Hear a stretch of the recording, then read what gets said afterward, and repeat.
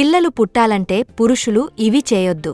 చేస్తే మాత్రం చాలా డేంజర్. మారిన కాలమాన పరిస్థితులు. తీసుకునే ఆహారంతో ఇప్పుడు వివాహమైన ప్రతి జంట ఎదుర్కొంటున్న సమస్య సంతానోత్పత్తి కలగకపోవడం. మహిళలతో పాటు పురుషుల్లో కూడా సమస్యల కారణంగా సంతానోత్పత్తి కలగదు. పురుషులు కొన్ని ఆహారాల నుంచి దూరంగా ఉండాల్సి ఉంది. వీటికి దూరంగా ఉంటే సంతానోత్పత్తి కలుగుతుంది. గర్భధారణలో దంపతుల ఆహారం చాలా ముఖ్యం. గర్భం దాల్చే ప్రయత్నం చేసేప్పుడు కొన్ని ఆహారాలకు దూరంగా ఉండాల్సి ఉంటుంది. నిజానికి పురుషులు కూడా గర్భం దాల్చడానికి ప్రయత్నిస్తున్నప్పుడు ఆహారంపై శ్రద్ధ వహించాలి. పురుషుల్లో స్పెర్మ్ సంఖ్య చాలా తక్కువగా ఉండడం సంతానోత్పత్తి కలగకపోవడానికి కారణంగా నిలుస్తోంది. స్పెర్మ్ సంఖ్య పెరగడం కోసం పురుషులు కొన్ని ఆహార పదార్థాలు తినకూడదు. సంతానోత్పత్తి కోసం ఎదురుచూస్తున్న పురుషులు ఆహారంలో మార్పులు చేసుకోవాల్సి ఉంటుంది. కొన్ని ఆహారాలు స్పెర్మ్ నాణ్యత, ఉత్పత్తిని తగ్గిస్తుంటాయి. గర్భం దాల్చే అవకాశాలను దూరం చేస్తుంటాయి. ప్రాసెస్ చేసిన ఆహారాలు, మాంసంలో అధిక స్థాయిలో ట్రాన్స్ ఫ్యాట్స్, ప్రిజర్వేటివ్, అధిక సోడియం ఉన్న వాటిని తినకూడదు. ఇవి స్పెర్మ్ నాణ్యతను దెబ్బతీస్తాయి.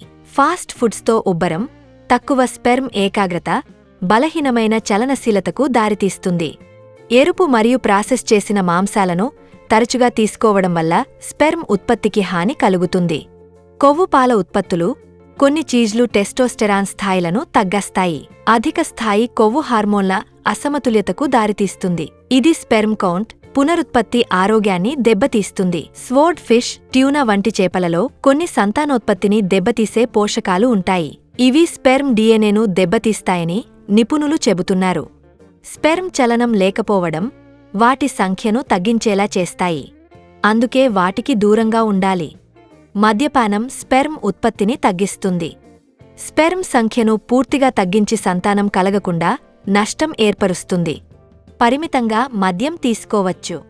కాని అధిక మోతాదులో మద్యం తీసుకోవడం మాత్రం తగ్గించాల్సి ఉంటుంది.